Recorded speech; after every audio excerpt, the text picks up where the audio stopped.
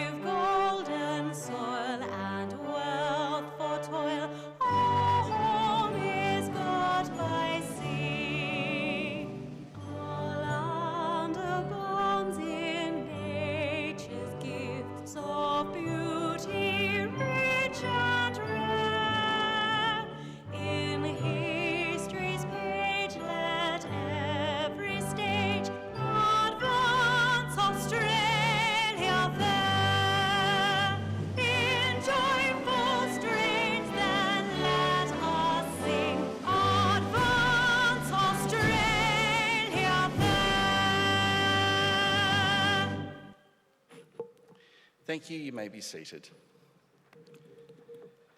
The Australian War Memorial was the vision of Charles Bean, Australia's First World War official historian.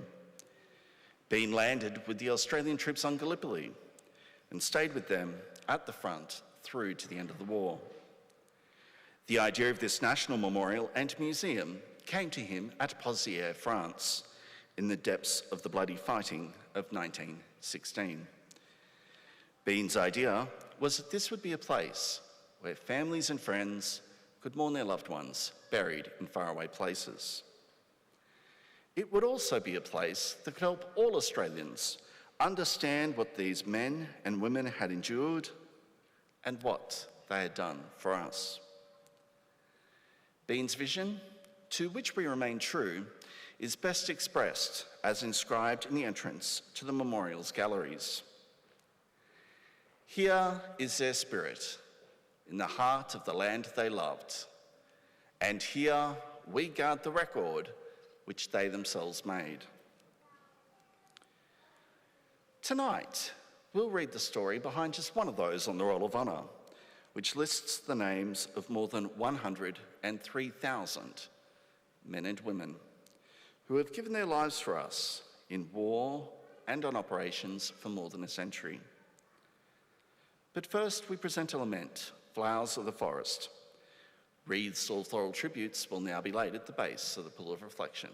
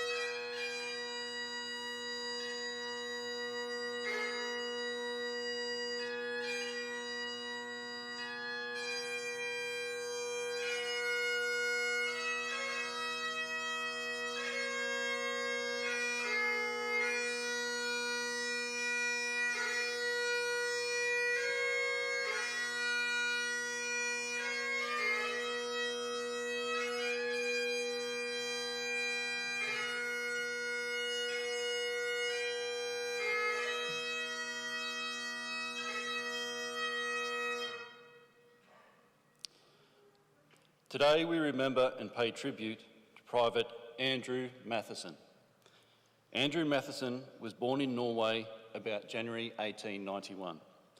By November 1916, 2 years into the Great War, Matheson was working as a farm manager at Gutha in mid-west region of Western Australia. He travelled to the port of Geraldton and volunteered for service in the Australian Imperial Force. Travelling south to Black Boy Hill Camp near Perth, he completed his initial training.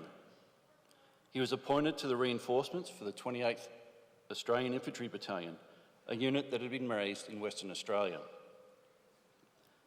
After serving on Gallipoli and on the Somme in France, the battalion had suffered heavy casualties and desperately needed replacements.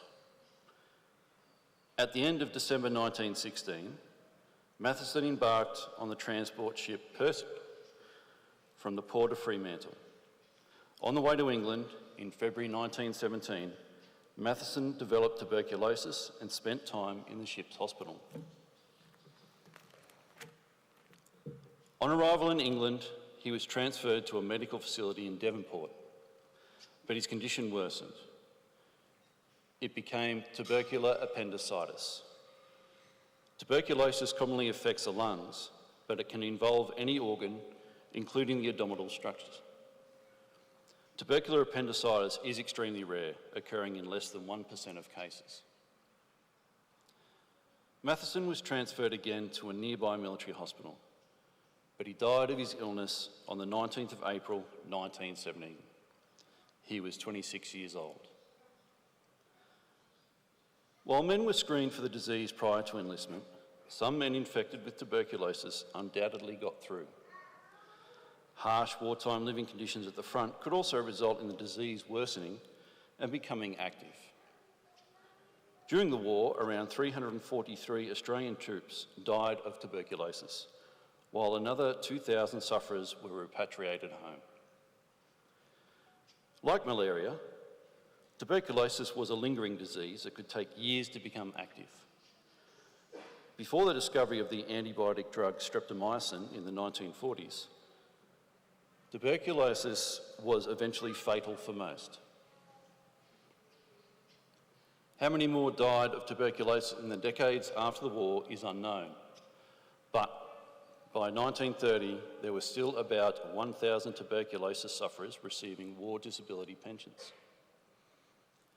Andrew Matheson's remains were buried in Plymouth Efford Cemetery in Devon, alongside more than 300 Commonwealth soldiers of the First World War. Private Andrew Matheson is listed on the Roll of Honour to my right, amongst almost 62,000 Australians who died while serving in the First World War. A photograph of his headstone is displayed today by the Pool of Reflection. This is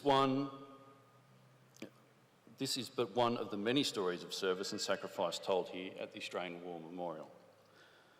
We now remember Private Andrew Matheson, who gave his life for us, for our freedoms, and in the hope for a better world.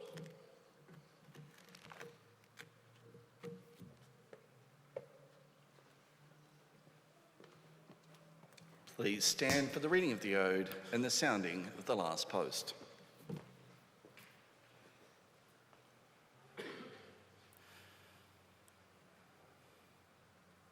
They shall grow not old, as we that are left grow old. Age shall not weary them, nor the years condemn. In the going down of the sun, and in the morning, we will remember them. We'll remember them.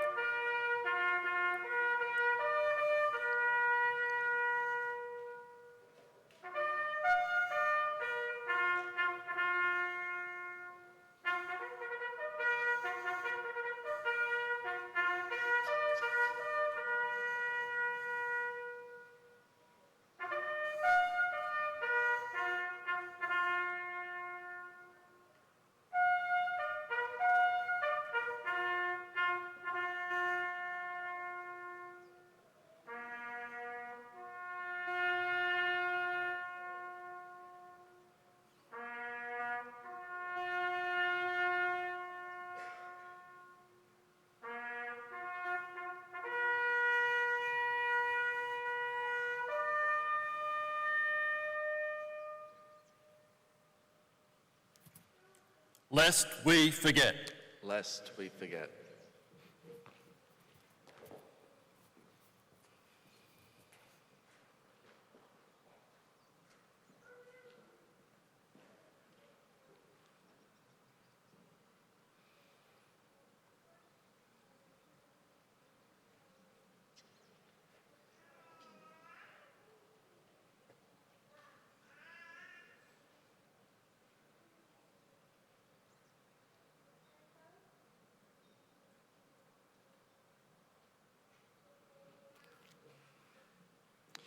We leave you this evening with the words of the memorial's founder, Charles Bean. Many a man lying out there at Pozières or in the low scrub of Gallipoli with his poor, tired senses barely working through the fever of his brain has thought in his last moments, well, it's over. But in Australia, they will be proud of this. Ladies and gentlemen, girls and boys, that concludes the last post ceremony. On behalf of the director, staff and volunteers, thank you for visiting the Australian War Memorial today and for your continued support during the memorial's development project. We wish you all a very pleasant evening. Thank you.